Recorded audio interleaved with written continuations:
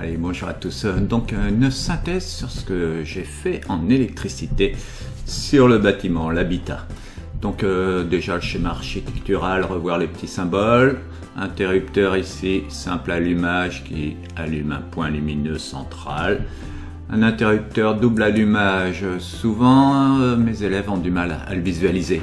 C'est juste qu'il y a deux interrupteurs dans le même boîtier, quoi.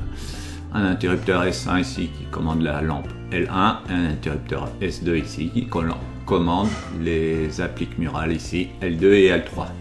Un va-et-vient, on le retrouve ici sur le plan de cet appartement. Je rentre dans l'appartement, j'allume la lumière, toc, et je vais me coucher dans la chambre ici, j'éteins la lumière. C'est deux interrupteurs qui commandent les mêmes points lumineux.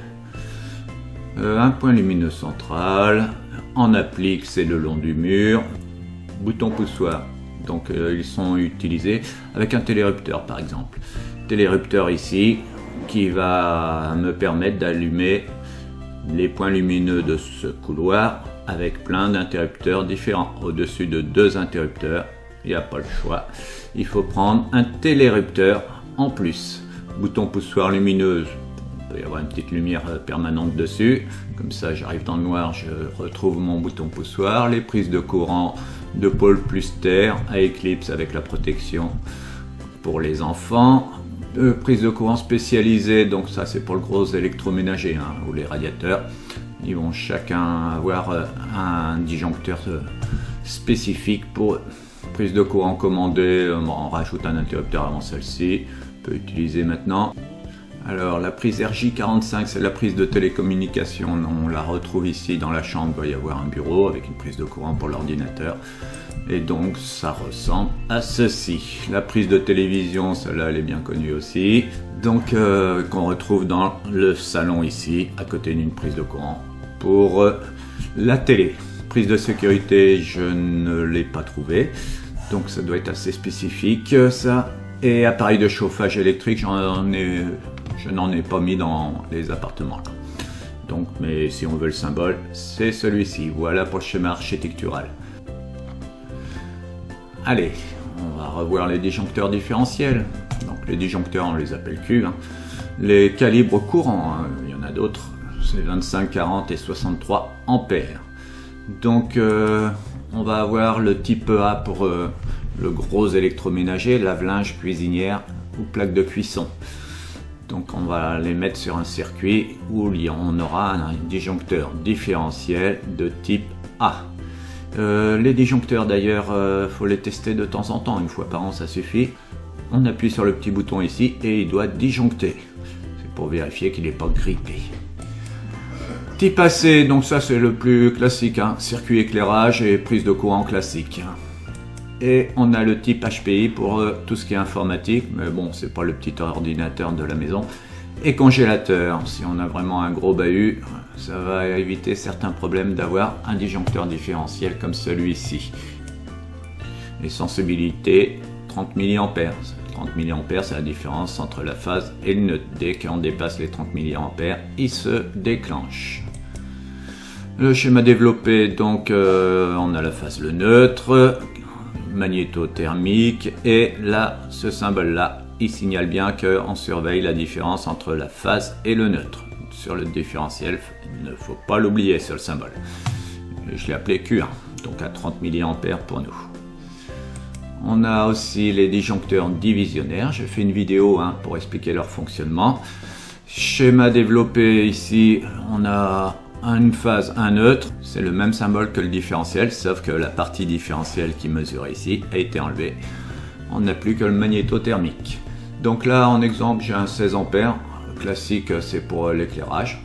L'utilisation usuelle, 2 ampères et fil de 1,5 mm² pour tout ce qui est VMC, fil pilote de radiateur, sonnette, interphone, etc. On passe à du 16 ampères et des fils toujours de 1,5 mm² pour tout ce qui est circuit éclairage. Bon, maintenant on peut aussi mettre du 10 ampères pour le circuit éclairage. J'ai entendu ça il n'y a pas longtemps. Moi je donne ce qui est usuel, ce qu'on voit tous les jours là dans les appartements. 8 points lumineux maxi par disjoncteur. Le 20 ampères et fil de 2,5 mm pour tout ce qui est prise de courant. La 12 prises maxi. Prise spécialisée, on va prendre un disjoncteur pour chaque prise spécialisée, comme les machines à laver, radiateurs, eau chaude sanitaire et lave-linge. Et on a le 32 ampères, c'est notre plus gros dans l'habitat là, avec des fils de 6 mm² pour les plaques de cuisson électriques, bien sûr. Allez, maintenant quelques exemples de schémas développés. Raccordement d'appareil, le simple allumage, donc un interrupteur qui commande un point lumineux. On met du 1,5 mm², on met la phase en rouge, le neutre en bleu et le retour de lampe. On peut avoir donc pour la phase le rouge ou le noir, pour le neutre le bleu obligatoirement, la terre c'est obligatoirement le jaune et le vert, et pour les retours de lampe ici on peut avoir toutes les autres couleurs. Voilà pour le schéma développé du simple allumage. On fait la même chose pour le va-et-vient. Deux interrupteurs ici. On a ce qu'on appelle les fils navettes entre les interrupteurs, le retour de lampe. Voilà, c'est tout ce qu'il y a à dire. Donc je mets en 16 ampères, on peut mettre en 10 aussi. Une temporisation. Donc on va commander la temporisation ici avec un bouton poussoir. La temporisation va fermer le circuit ici. Et quand je lâche le bouton poussoir, c'est plus alimenté. Par contre ici, ça va rester fermé un certain temps. Ça dépend comment on a réglé la temporisation. Là, ça va a priori de 2 à 10 minutes ici. Donc c'est pratique pour les couloirs parties communes d'un immeuble par exemple. Quand vous montez les escaliers, il vaut mieux avoir de la lumière jusqu'à ce que l'on arrive en haut. Et donc c'est du circuit éclairage. Je protège ça avec un disjoncteur de 16 ampères. Voilà pour une temporisation. Le télérupteur, quand on passe à plus de 2 interrupteurs, donc des boutons poussoirs ici, on déclenche le télérupteur, cet appareil qui lui va fermer le circuit. Donc lui, si j'appuie une fois, il ferme le circuit. J'appuie une deuxième fois sur un autre ou le même, il va rouvrir le circuit. Voilà pour le télérupteur. Donc on est en circuit éclairage. J'ai encore mis du 16 ampères pour le protéger. Éclairage 1,5 mm² pour les fils. On a les prises de courant classiques.